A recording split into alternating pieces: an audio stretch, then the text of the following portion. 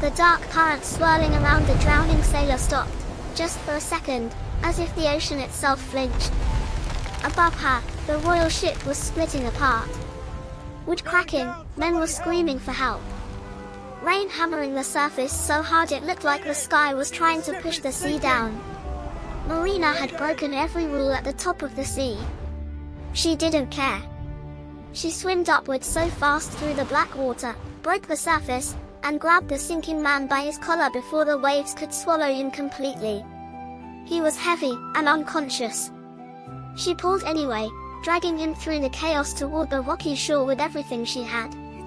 She laid him down, pressed both palms to his chest, and gave him CPR.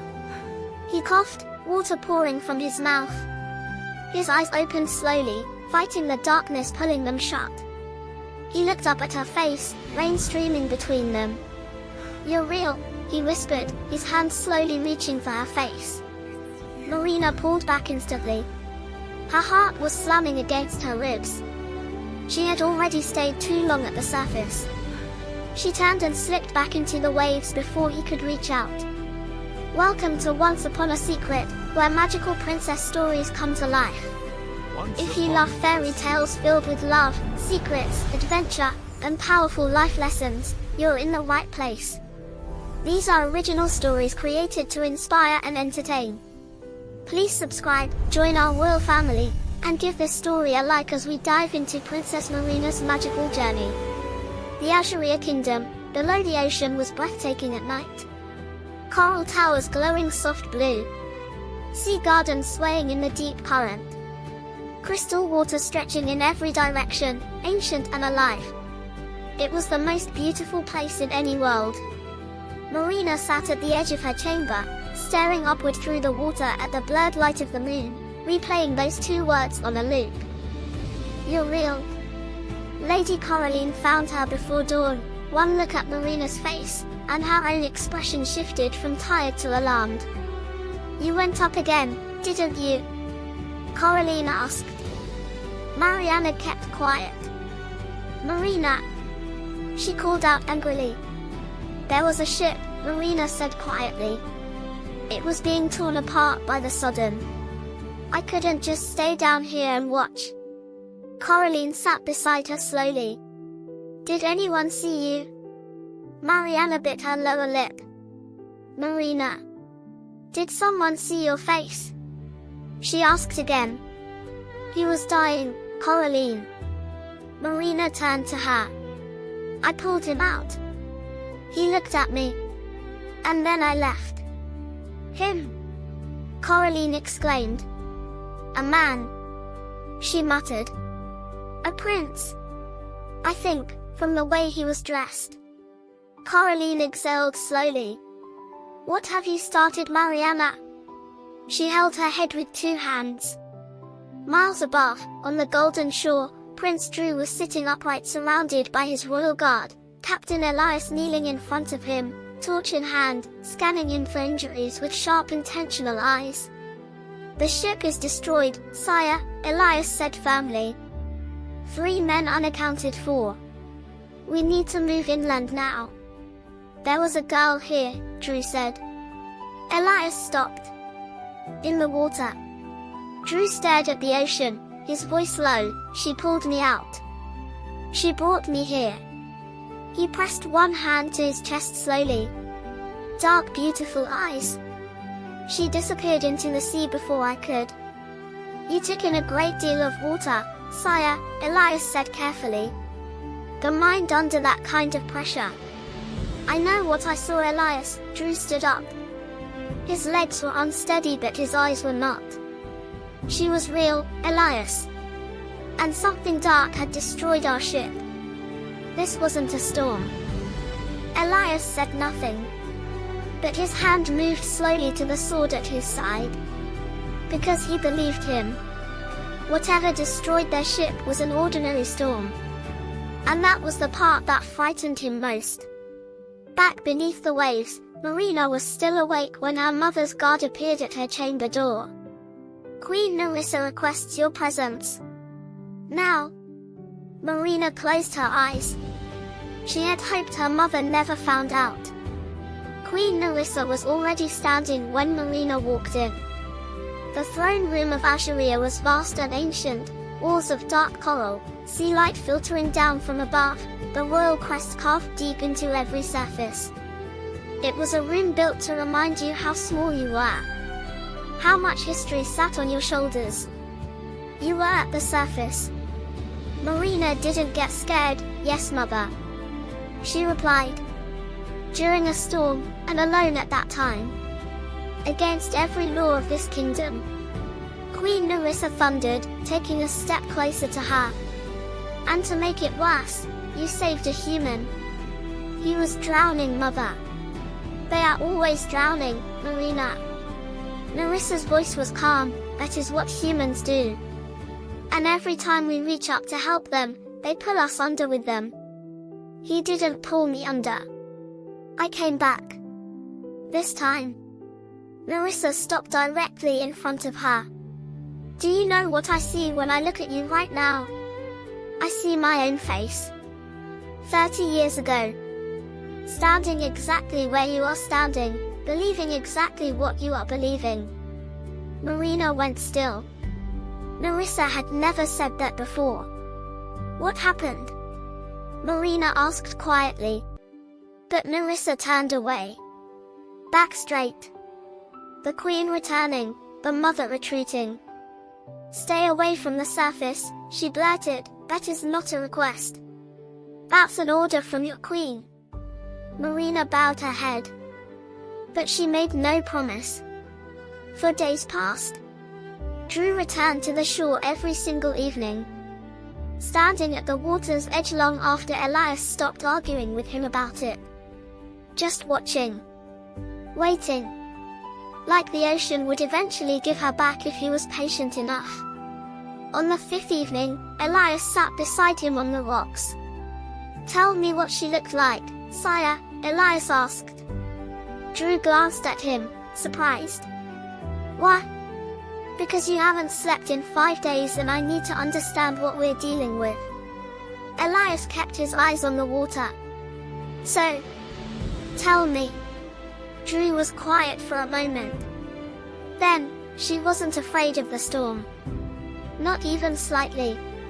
She moved through the water like it belonged to her. He paused. Like she belonged to it. He muttered the words slowly on his lips. Elias said nothing for a long time. Then, dark magic destroyed that ship, Drew. I've never seen a storm like that. I've seen what men do to each other at sea. What hit us that night was something else entirely. He turned to face Drew. Whatever she is connected to that world. You understand what I'm saying? Yes, Drew said. And you're still going to look for her? Elias asked. Yes. Drew replied. Elias stood, brushing sand from his coat. Then we do it carefully. And we do it together. Marina was in the sea garden when Ceraloon came. She didn't announce herself. One moment Marina was alone among the swaying sea flowers, the next, Ceraloon was simply there. Silver light in the shape of a woman. Ancient. Weightless. Watching Marina with eyes that had seen centuries fold into each other like waves. Marina straightened immediately. You already know why I'm here, Ceraloon said. The crown, I guess, Marina said carefully. The crown. And you, Mariana, Ceraloon moved closer, slow and deliberate. The sea crown's power is anchored to the royal bloodline of Asheria. To duty. To the ancient laws that have held peace between land and sea for generations. She paused. When the air of Asheria opens her heart to the human world, the anchor weakens. I only saved one person. You saved one person, Ceraloon agreed. And now that person thinks about you every waking hour. And you think about him. She held Marina's gaze. That is not a small thing, Marina. That is the beginning of something that cannot be undone. Marina felt the weight of it settle on her. What happens if the crown weakens? She asked curiously. Chaos. Floods that swallow coastlines. Wars that neither side started but both sides will finish. Ceraloon's voice remained calm, which somehow made it worse. And there is something else you need to know. Tell me. There is someone watching you. Someone who has been waiting for exactly this moment. Ceraloon's eyes darkened. She will use your love like a weapon, Marina. She will let you fall, and catch the crown when it drops. Marina's blood ran cold. Who? Ceraloon looked at her for a long, heavy moment. You will know her, she said. When the water turns dark for no reason, you will know who she is. Then she vanished. Marina surfaced to the land 3 nights later. She told herself it was the last time she would come up. The coastal festival among humans was warm and alive, torches burning along the cliffs, music drifting across the water, villagers celebrating old sea legends they no longer truly believed. Marina stood at the rocks below, wrapped in a simple dress Coraline had bought, watching it all with wide, quiet eyes. Then the crowd shifted. And Drew walked through it. The moment he saw her, he stopped completely. Like the world had suddenly decided to make sense again after days of confusion. Marina turned to leave. Please. His voice stopped her. Please don't disappear again. She turned back slowly. I've looked for you every day, he said. I know, she whispered. You shouldn't have. I had no choice. He took one careful step forward. I couldn't stop myself. They talked that night, steamed glances at each other, with a lovely face on their face, and patched their ways that night. Promising to see again. They met 5 more times after that night. Always at the rocks below the coastal cliffs. Always after dark. Always with Coraline watching from a distance and Elias pretending he hadn't noticed. Their conversations started cautiously, careful words, long pauses, both of them feeling at heart. Then the conversations grew longer. The silences grew comfortable. Drew never asked what she was. Never demanded answers she wasn't ready to give. He simply showed up, every time, and Marina loved him quietly for that. But Ceraloon's warning never left her. She will use your love like a weapon. Coraline came to her one morning moving too fast, eyes too wide. Marina. The coral walls. Marina followed her without another word, and stopped cold when she saw it. Black veins spread through Azuria's ancient walls so fast, like something had been poisoning the kingdom from the inside for a long time and was only now letting itself be seen. They descended to the sacred chamber together. The sea crown was flickering. Its light that was steady and unbroken for centuries was now stuttering like a dying flame. Marina approached it slowly, eyes moving across every surface, until she found it at the base of the altar. A dark mark. Carved deep. That was not there before, Coraline whispered. No, Marina said. It wasn't. Behind them, light shifted. Silver. Familiar. Ceraloon. Morgana, Ceraloon said simply. Marina turned slowly. She did this. She has been feeding on the crown's weakness since the night you first surfaced. Ceraloon's voice was steady but her eyes carried something heavy. Every secret meeting. Every moment your heart chose him over your duty as the next queen, she was there. Harvesting the fracture. Widening it the more, she paused. She engineered every encounter between you and the prince, Marina. She needed you to fall in love. Because a distracted heir is an open door to unleash evil. She used me. How? Marina asked. Morgana attacked during the Moontide ceremony. She rose from the deep trench beyond Azuria's borders without warning, dark and enormous, ancient hatred wearing the shape of power. She moved through the ceremony like it was nothing, tearing through the sacred ritual and seizing part of the crown's magic before anyone could react. The effect was immediate. Storms erupted across both kingdoms. Waves swallowed coastal villages. The sky turned the color of old bruises. In the Golden Kingdom, floods drove people from their homes. In Assyria, the walls cracked deeper and the water turned cold in ways it never had before. Humans blamed the sea. The sea blamed humans. War was hours away, and Morgana watched it all from the deep trench with satisfied, hungry eyes. She had won, or so she believed. Marina was already moving. She didn't wait for her mother's counsel. Didn't wait for permission. She surfaced in the middle of the storm and found Drew already at the shore, soaked through, standing in the chaos, looking for her. "I knew you'd come up," he said. "I knew you'd be here," she said back. No more words needed.